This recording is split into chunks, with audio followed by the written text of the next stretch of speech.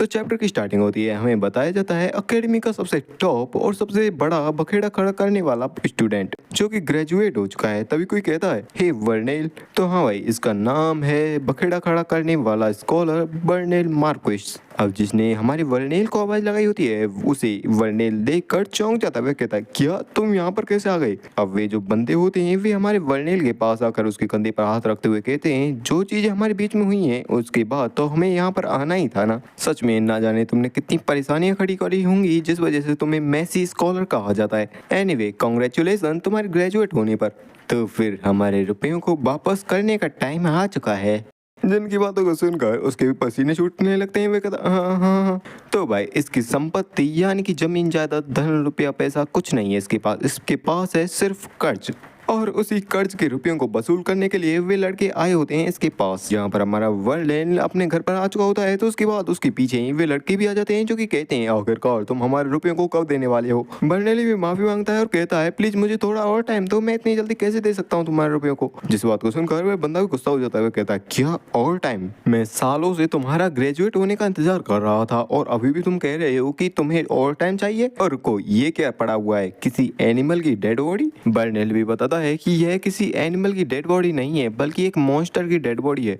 सच बताऊं तो मैं अपनी रिसर्च में कुछ ऐसा ही काम कर रहा हूं जहां पर यूजलेस मॉन्स्टर्स की डेड बॉडी का यूज करते हुए अच्छे और पावर सोर्स वाले माना स्टोन क्रिएट किए जा सकते हैं। वैसे भी ऐसे मटेरियल्स को इकट्ठा करने में काफी सारी परेशानियों का सामना करना पड़ता है और अगर मेरी रिसर्च पूरी हो जाती है और अगर ऐसा हो जाता है जैसा मैं सोच रहा हूँ तो ये कॉन्टिनेंट के लिए काफी बड़ी मदद साबित होगी। जिस बात को सुनकर वह बंदा भी चिल्लाते हुए कहता है सच में तुम फिर से एक्सक्यूज बना रहे हो। मैंने अब तक सिर्फ इसलिए इंतजार किया क्योंकि तुम कह रहे थे कि तुम कोई काफी खतरनाक से रिसर्च कर रहे हो। क्या तुम्हारी यह रिसर्च अभी के अभी रुपये बना सकती है। जिस बात पर वह मना करते हुए कहता है कि नहीं इतना जल्दी कैसे बना सकती है, इसमें भी काफी सारे वेरिएबल्स हैं जिसे पूरा करना है रिसर्च को पूरा करने के लिए। जिस बात को सुनकर वह बंदा भी कहता है सै तुम तो एक ऐसे रिसर्चर हो जिसे असली दुनिया के बारे में कुछ पता ही नहीं। तो अभी के लिए अपनी रिसर्च पर गिव अप कर दो और मैं तुम्हें एक और चांस दूंगा अपना उधार चुकाने का। मैंने सुना है कि वेपन रिसर्च में काफी ज्यादा ही धन दौलत मिलती है तो अपने इस ब्रिलियंट ब्रेन का यूज वहां पर करो जहां पर अच्छे खासे रुपए कमाए जा सके। और वैसे भी तुम अपनी अकेडमी में टॉप क्लास के स्टूडेंट थे। जिस बात को सुनकर तो वर्नेल भी घबराने लगता है। वह कहता है क्या वेपन रिसर्च, मेरे पास अभी भी काफी सारे रिसर्च प्रपोजल्स पड़े हुए हैं तो अभी मुझे उन पर काम करना है, वेपन रिसर्च नहीं कर पाऊंगा। जिस बात को सुनने के साथ वह बंदा अपने नाइफ को उसकी तरफ फेंक कर मारता है और हम देख पाते हैं वह नाइफ उससे हिट नहीं हुआ होता। अगर हिट हो जाता तो अंडों में से चूजा निकलना पक्का था। जिस पर वह बंदा भी कहता है मैं तो अच्छा होने का ट्राई कर रहा था लेकिन क्या तुम्हें लगता है कि तुम ऐसे ही निकल कर यहाँ से जा सकते हो। क्या तुम्हें सच में लगता है कि तुम्हारे पास टाइम है ऐसे तरीके के नखरे दिखाने का। वह लड़का घबराने लगता है कहता है लेकिन फिर भी मैं वेपन्स नहीं बना सकता, मेरे लिए कोई और प्रोजेक्ट दे दो जिसे मैं कर सकूं। जिस बात को सुनकर वह बंदा भी कहता है लगता है शब्द काफी नहीं रहेंगे, लात घुसू का यूज करना ही पड़ेगा। और वह उसे पीटने लगता है। अगर तुम यह नहीं करना चाहते वह भी नहीं करना चाहते तो फिर यहीं पर पड़े पड़े मरो। हम लोन शार्क्स हैं जो कि अपने एक भी रुपए का लॉस नहीं सहन कर सकते। वह भी मनी मैंने सोच रहा होता है नहीं मेरे सिर पर मत मारना, इस तरीके से तो मैं मारा जाऊंगा। लेकिन तभी वहां पर किसी की एंट्री होती है जो कि कहता है बहुत हुआ। वैसे जब मैं बाहर था तो मैंने यहाँ अंदर से काफी तेज आवाजें सुनी थी और देखने से भी लगता है कि मैंने सही जगह को ढूंढ लिया है। मेरा भी इस पर्सन के साथ एक काम है तो मुझे करने दो। पर ठग बंदा भी कहता है क्या तुम्हारे अपीयरेंस को देखने से ऐसा लगता है कि तुम किसी टाउन के कोई यंग लॉर्ड हो या फिर यंग मास्टर। क्या इस कमीने ने तुम्हारे भी रुपए उधार लिए हैं। जिस बात को सुनकर हमारा एमसी भी मना कर देता है और वह बंदा भी कहता है तो फिर यहीं रुको, मुझे इससे कुछ काम है जिसे निपटाने के बाद मैं इसे तुमको दे दूंगा, चिंता मत करो ये बोलने की हालत में रहेगा। फिर एमसी भी कहता है अच्छा ऐसा है तो फिर यह तो दिक्कत बड़ा हो सकता है। इससे मुझे जो चीज चाहिए वो इसका मुंह नहीं है बल्कि इसका दिमाग। हाँ मुझे इसके दिमाग की जरूरत है। कैसा रहेगा कि इसके बदले में हम तुम्हारा उधार गा दें। तो इस बात को सुनकर वह बंदा भी कहता है इंटरेस्ट को मिलाते हुए यहाँ पर 72 गोल्ड कॉइन्स होते हैं, क्या तुम इतना अफोर्ड भी कर पाओगे। एमसी भी कहता है ऑफ कोर्स क्यों नहीं। और लोरी भी लाकर एक कॉइन से भरा हुआ थैला उसके सामने रख देती है और कहती है हमारे पास पहले से ही काफी सारे रुपए हैं तो चिंता करने की कोई जरूरत नहीं है। और वह बंदा वर्नेल से कहता है सच में तुम तो काफी ज्यादा ही लकी पर्सन हो कि तुम्हारे पास इतने ज्यादा धनी लोग हैं वो भी तुम्हारे बैकअप सपोर्ट में।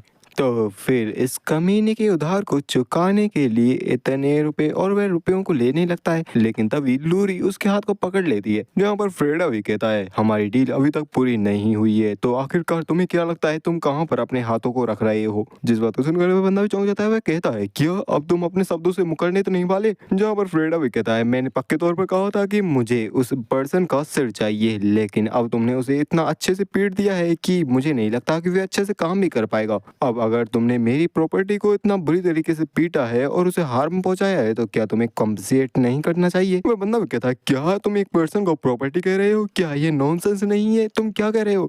और आखिर इस छोटी सी लड़की की क्या दिक्कत है, ये इतनी स्ट्रॉन्ग कैसे है। जहाँ पर लूरी भी गुस्से में आकर उसके हाथ को मोड़ देती है। जहाँ पर वह बंदा अपने हाथ को पकड़ते हुए रोने लगता है। हमारा एमसी भी कहता है लूरी तुम्हें ऐसा, लेकिन लूरी भी उसकी बात को काटते हुए कहती है लगता है मेरा यहाँ पर आना एकदम वर्थ इट नहीं है, मुझे इस मामले में दखल देनी ही नहीं चाहिए। लेकिन तभी वह अपने प्रेशर का यूज करने लगती है, जहाँ पर कोई भी बंदा अपने पाँव पर खड़ा भी नहीं हो पाता और सभी लोग नीचे बैठ जाते हैं। जहाँ पर वह बंदा कहता है क्या मेरी बॉडी एकदम जम चुकी है, या है किसी तरह का कोई मैजिक है या फिर क्या है। अगर ये मैजिक नहीं है तो आखिरकार ये इतना खतरनाक प्रेशर किसका है। जहाँ पर फ्रेडा कहता है मैं तुमको दो चॉइस दूंगा, या तो बर्नेल को उस स्टेट में पहुंचाने के लिए कंपनसेशन दो, या फिर जितनी पिटाई तुमने बर्नेल की है उतनी ही पिटाई तुम लोगों को भी खानी पड़ेगी। जैसा कि मैं जानता हूँ तुम लोन शार्क्स हो जो कि अपने रुपए को नहीं छोड़ते, तो इसका मतलब कि तुम्हें पिटने की जरूरत है और तुम उस बाद वाले ऑप्शन को ही चुनोगे बिना किसी हेजिटेशन के।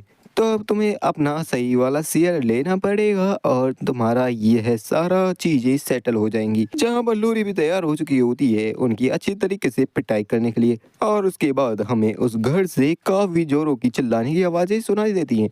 जहाँ पर लूरी ने उन सभी की काफी अच्छे से पिटाई कर दी होती है, उसे भी काफी मजा आया होता है उन्हें पीटने में। जहाँ पर वह बंदा भी कहता है सच में आपका काफी ज्यादा शुक्रिया मुझे बचाने के लिए, मुझे नहीं पता आखिरकार मैं आपका उधार कैसे चुकाऊंगा। मेरा नाम बर्नेल मार्कुस है, जिसे काफी सारे लोग मैसी स्कॉलर के नाम से जानते हैं, और आपका नाम। जहाँ पर एमसी भी अपना नाम बताता है और कहता है मेरा नाम है फ्रेडा वेल्ड्रोवा। अब वही फ्रेडा के पीछे वेल्ड्रोवा नाम सुनकर वह भी चौंक जाता है और कहता क्या वेल्ड्रोवा, प्लीज मुझे माफ करना वेल्ड्रोवा, यानी कि हमारे ग्रैंड डचेस के इस जीवन साथी को रिकॉग्नाइज ना करने के लिए। जहाँ पर फ्रेडा भी कहता है नहीं ये तो नेचुरल है, इसमें इतनी चिंता करने की कोई बात नहीं है, मैं यहाँ पर तुम्हारी रिसर्च को देखने के बाद आया हूँ। बर्नेल भी कहता है क्या आप मेरी रिसर्च में इंटरेस्टेड हो। जहाँ पर फ्रेडा बताता है हाँ तुम्हारी वही रिसर्च जिसमें तुम यूजलेस मॉन्स्टर्स की डेड बॉडी का यूज करते हुए माना स्टोन बना देते हो, और फार ईस्ट इसी तरीके के मॉन्स्टर्स से भरा हुआ है। अगर तुम हमारी कासल में आते हो तो मैं तुम्हारी रिसर्च को बिना किसी कंडीशन के साथ सपोर्ट करूंगा। जिस बात को सुनकर तो हमारा बर्नेल भी काफी ज्यादा खुश हो जाता है और काफी एक्साइटेड होने लगता है। हमारा